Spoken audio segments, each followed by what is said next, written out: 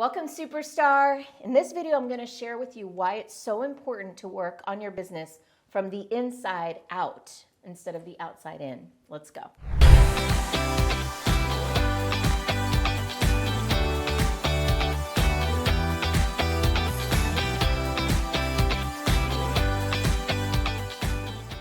In this video, I'm going to start with some of the problems that I see over and over again when I'm working with consulting with, coaching with clients. And then I'm going to share with you what I consider to be the overarching big picture solution to that problem. And then I'm going to go into some specific steps and concepts that will help you start to build your business in a way that drives more joy, more freedom, more fulfillment, more prosperity, and more fun.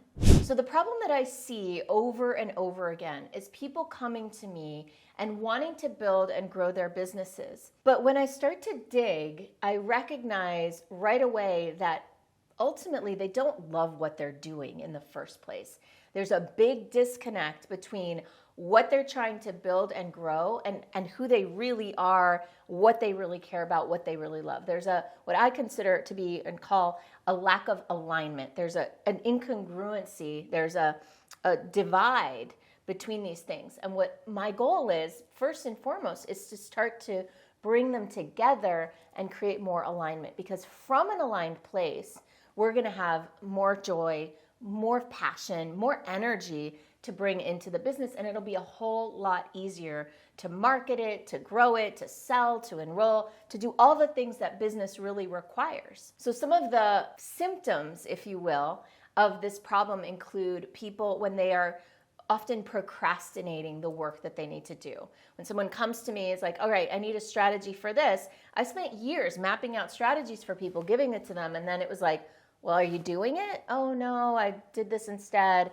So, I don't have enough time. There's a lot of excuses, but ultimately procrastination, self-sabotage is another thing that I see again and again. This pattern of sort of they want the business, I call it the come hither, stay away pattern. It's sort of like, I remember when I was in this pattern, it was like I wanted clients, but since I didn't really love what I was doing, internally and subconsciously, I was also pushing it away because it felt like a lot of work. Another symptom of this problem is that things just aren't easy. They don't work. What we want in business, and what I love to experience myself and witness my clients experiencing, is what I call free energy, which is when things are easy, when they just happen, when conversations flow, when people are coming in the door, when you've got leads coming in, when you're attracting business. This is all free energy. And my mentor, Jake, used to say, follow the free energy. When you find yourself like having to grind through things and hustle, and make things happen all the time, that gets exhausting. So these for me are all kind of symptoms, are indicators that there's a lack of alignment in the business. And ultimately, before I dive into what we can do about this, I do want to also reference what I believe to be a really important concept or finding that I discovered a few years ago. There's a book that was written by a hospice care nurse. So hospice is when people are dying and they're being cared for to prepare them for that transition. This hospice nurse decided to interview all the people in this hospice ward of a hospital. And so she interviewed them and she asked them, what is your number one regret in life? These people are on their deathbed, literally. She's asking them about their regret. Now, she wrote a book called The 5 Regrets of the Dying, and I highly recommend reading that book. But I will share with you the very first regret. The number one regret that almost all of those people shared was, I wish I'd had the courage to live a life true to myself rather than the life that others expected of me. Number one regret. So this work that we're going to do in this video is all about how to come back to self so that you do not have that regret on your deathbed. So let me explain the solution, the big picture solution that I promised you, and then we'll dive into some of the details. The big picture solution is to reorient ourselves, to change our perspective. In our culture, it's very common to think of success and achievement as the pathways to happiness. In other words, once I succeed and achieve and my business is flourishing and I'm making money and I have the status and all these things happen, then I will be happy. This is a very common way of looking at life. And what I submit to you actually is that happiness comes first. And that when you focus on that internal happiness, when you are happy, you bring the happy to everything you do, and then everything you do has more of that Midas touch. When you bring happiness to the business flourishes, right? So it's really the other way around. So when we operate from that paradigm, from the inside out, happiness first, it begs the question, well, what makes us happy? How do we cultivate happiness? If it isn't something outside of us, if it isn't an outcome from some result, where does that come from? Okay, and that's what brings me to my handy dandy flip chart today. So I'm gonna draw something probably badly that you may have seen before, but I want you to look at it with new eyes today. Imagine an iceberg. This is an iceberg, this is the waterline. Everything underneath the waterline you can't see, and everything above you can.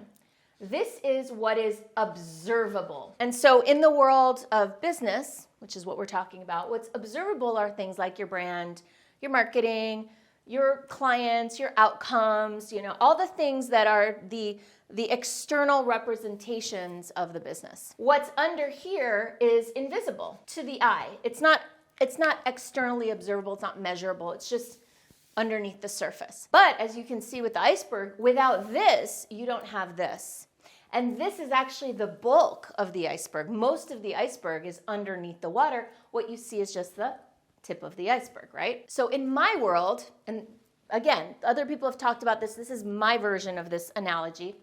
In my world, at the bottom, what holds everything up is you, is what I consider your identity. And really what I'm starting to refer to lately as your true self. Your true self is the part of you that's always been there from the time you were a little kid. Now, if you watched my story, I have another video. You might want to go check it out another time. And by the way, in the meantime, why don't you go ahead and like this video, subscribe to my channel, maybe put some comments below. This you, this true self has always been there, and it's the part of you, the realest part of you, your passions, your interests, your talents. When you were a little kid, what could you do for hours without even noticing the time go by? When I was little, I loved to sing and dance. I used to put together talent shows in the basement of my cousin's house, and I would invite all the neighbors, and I'd make the parents sit down and watch, and I'd design invitations and give them out to everybody.